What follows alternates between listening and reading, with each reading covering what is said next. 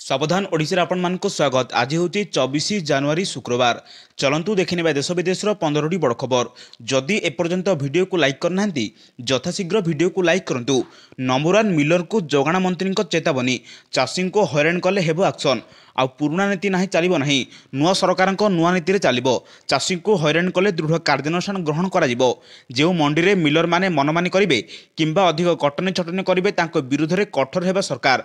भद्रक में किसी मिलर मनमानी करूँ कारण दर्शाई नोटिस कर सूचना अनुसार राज्य में विभिन्न मंडी में धान संग्रह सुरुखुरु चली किसी स्थान में टोकन अव्यवस्था नहीं अभियोग आसपर सरकार नजर रखिंट।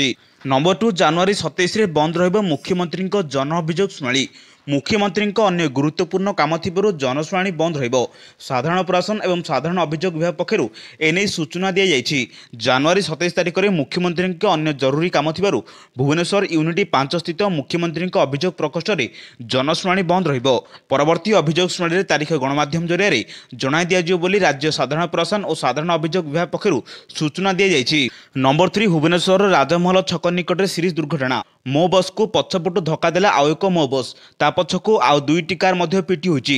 एही दुर्घटना रे मोट 4टी गाड़ी पछकू पछ पिटी होईछि। दुर्घटना हेबा फल राजमहल रास्ता जाम होइथिबा बेले गाड़ी चलाचल बाधाप्राप्त होइथिबार देखिବାକୁ मिलिछि। जनपथ रोड रे राजमहल छक निकट रे एक मो बस को आउ एक मो बस पछपटू धक्का दैथिला।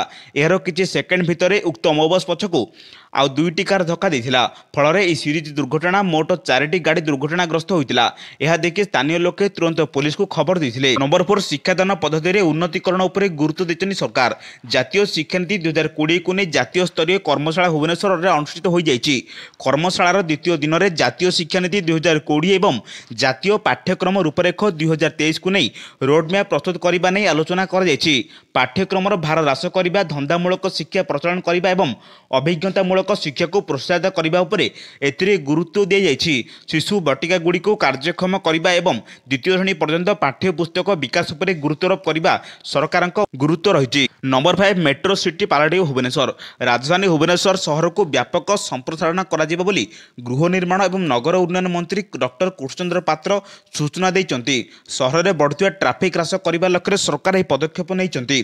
राज्य में निवेश वृद्धि पर ओडिशा सरकार प्रयास करुछन्ति। भविष्य में भुवनेश्वर को विस्तार कराजिबो। एही परिप्रेक्षी में सिंगापुर राष्ट्रपति संप्रति ओडिशा गस्त समय एक बुझाणा पत्र स्वाक्षरित होइछि। निष्पत्ति अनुसार भुवनेश्वर एक आदर्श सहर हो बोली श्री महापात्र कहते। नंबर 6 बेकारी ह्रास उपरे गुरुत्व। अनुगुल जिला वन विभाग द्वारा एक दक्षता विकास एवं महिला सशक्तिकरण सचेतनता कार्यक्रम आयोजन छेंडीपता रेंज रे आयोजन करा जायतिला। एथिरे आम जंगल योजना अधीन रे जिला नियुक्ति विनिमय जनशिक्षा संस्थान एवं स्किल इंडियन सेंटर अनुगुल सहयोग करथिले। एही पदक्षेप स्थानीय संप्रदायर उन्नति पर उद्दिष्ट थिला। छेंडीपदा सेक्शन बागेडिया, शिमिलीपाड़, उदयपुर, मारुधिया एवं कानेलियार सदस्य माने कार्यक्रम अत्यंत उत्साह सहित अंशग्रहण करथिले। नंबर 7 बारबाटी मैच मजा नेबे धर्मेंद्र प्रधान। फेब्रुआरी 9 तारिख में कटक बारबाटी स्टाडियम रे भारत और इंग्लैंड मध्य दिनिकिया क्रिकेट मैच अनुष्ठित हेबो। एहाकु नै क्रिकेट प्रेमी मध्य उत्सुकता देखा दैछि। बड़ बड़ राजनेता एही मैच पय टिकट किणुचंती। मुख्यमंत्री मोहन माझी परे केंद्र मंत्री धर्मेंद्र प्रधान बारबाटी मैच पय टिकट किणुचंती। संबलपुर ओडिशा क्रिकेट एसोसिएशन सदस्य माने भेटिचंती। क्रिकेट मैच आयोजन और व्यवस्था उपर आलोचना मध्य करछन्ती धर्मेंद्र प्रधान।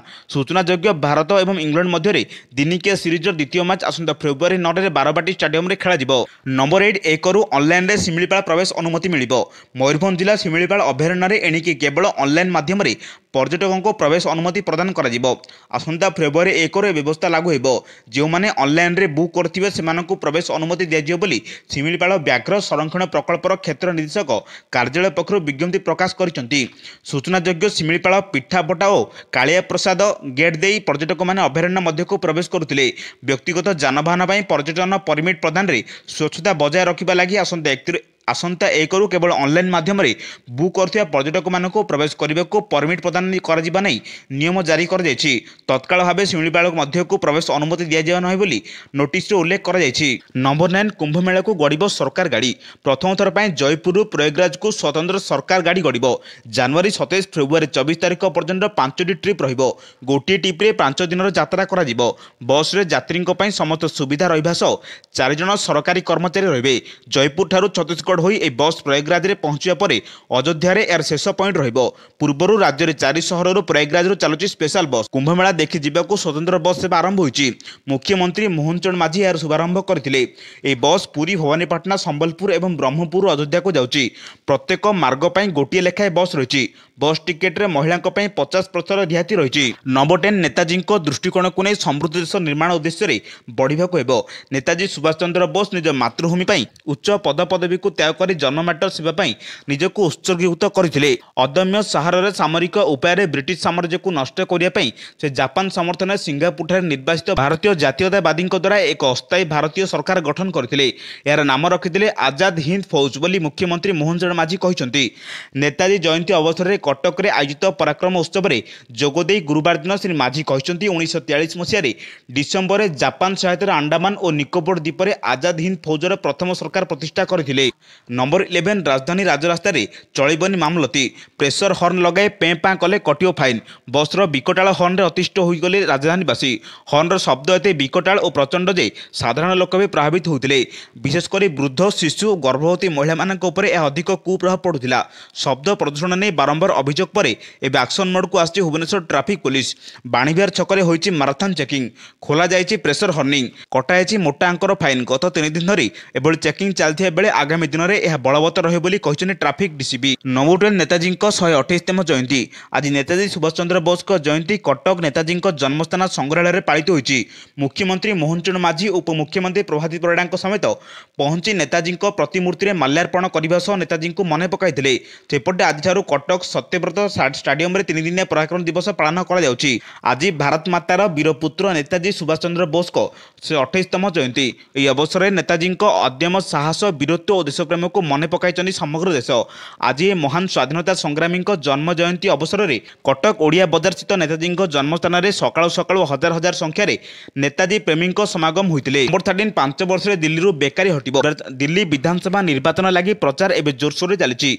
भोटर को आकृष्ट करने को विभिन्न दलर नेता माने विभिन्न प्रतिश्रुति देबारे लागिचंती।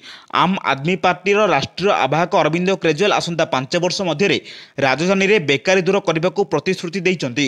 दिल्लीर पूर्वतन मुख्यमंत्री केजरीवाल एक वीडियो वार्ता रोजगार सृष्टि उपर गुरुत्वारोप करिसंती। युववर्ग को रोजगार जोगाइबा मोर सर्वोच्च प्राथमिकता हेबो। बेकारी समस्यार समाधान पई आम टीम एक विस्तृत योजना प्रस्तुत करछि बोली से कहिसंती। नंबर 14 जनवरी 31 इ केओसी शेष हेबो।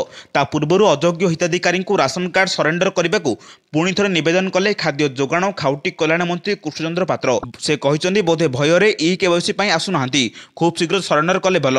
प्रति ब्लॉक रे 200 रु 300 अधिक अयोग्य हिताधिकारी अच्छा जो मैंने सरकारी चाकरी कर हाथई राशन कार्ड से शीघ्र सरेंडर कले भल। सूचना अनुसार गरीबों राशन कार्ड को कब्जा कर बसी बड़ बड़िया सरकारी अधिकारी को पुणी थे चेतावनी देते खाद्य जोगाण और खाउटी कल्याण मंत्री कृष्णचंद्र पात्र।